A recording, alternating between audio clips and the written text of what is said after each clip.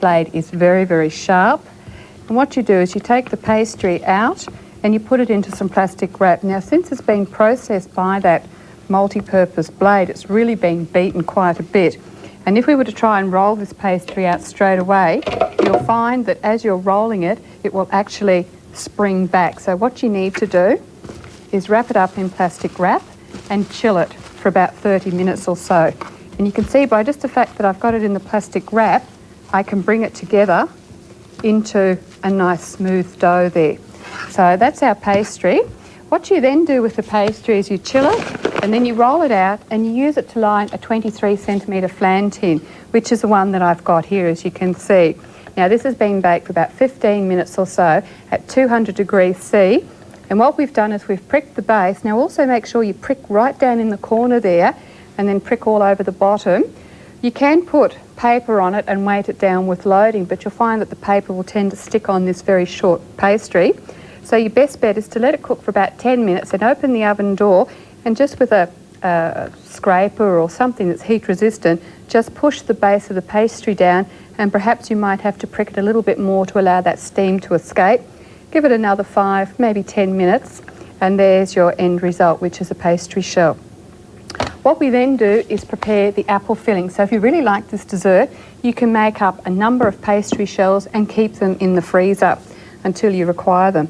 The next stage is to take some canned apples, and we put that in the bowl. Then to that you put sugar to taste, which is about a tablespoon. If you find the canned apples a little bit tart, put in a tablespoon of sugar or a couple of teaspoons, and also a teaspoon of grated lemon rind. So that's gone in there as well. Just combine those 3 ingredients together, the apple, the sugar and the lemon juice. You can cook up your own apple if you like in the microwave. Then we just transfer our apple to the pastry shell. Just get scraped for that.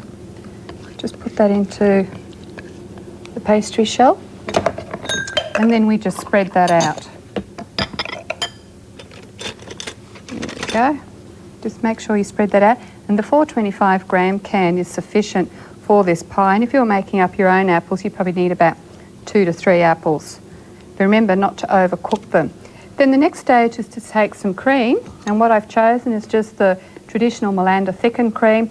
We've got about 3/4 cup of cream, which I've whipped up to this nice whip stage. Be careful not to over whip it, otherwise it will turn into butter, and you really don't want to spread butter across the top of this lovely flan. So what we're going to do is transfer the cream over the top of the apples, and then you let this cool for just a little while, and then you make up a passion fruit icing. And the icing is on this week's Radiant Living sheet. And what you do is you take, and we actually have a flan finished, if you can see it there, with the beautiful passion fruit icing on the top. The way in which you make it is just to have some icing sugar, passion fruit pulp, a little bit of butter and some milk in the top of a double boiler, and then you just allow that heat from the boiling water to melt the butter and to lighten or to melt the icing sugar, and you'll end up with lovely icing, which you spread over the top of the cream and then let it refrigerate for about an hour or so and then serve it. So what we might do is just take a short break and then come back with Steve and show you all of our apple recipes that we've made today.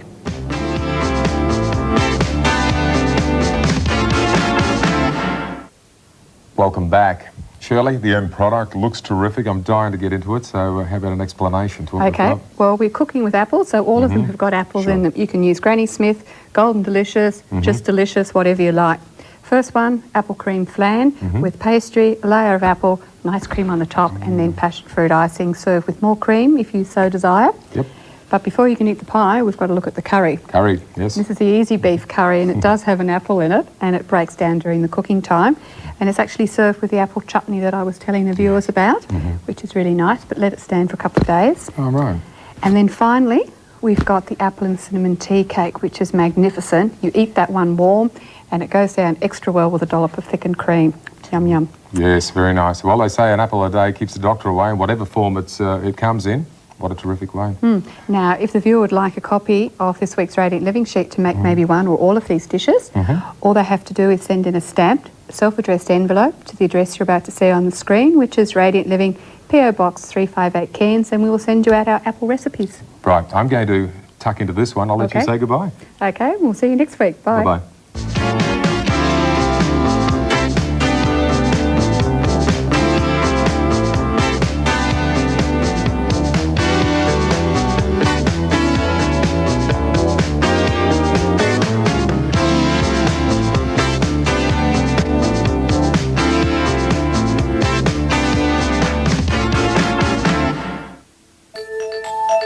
Radiant Living, presented for your enjoyment by Malanda Dairy Foods.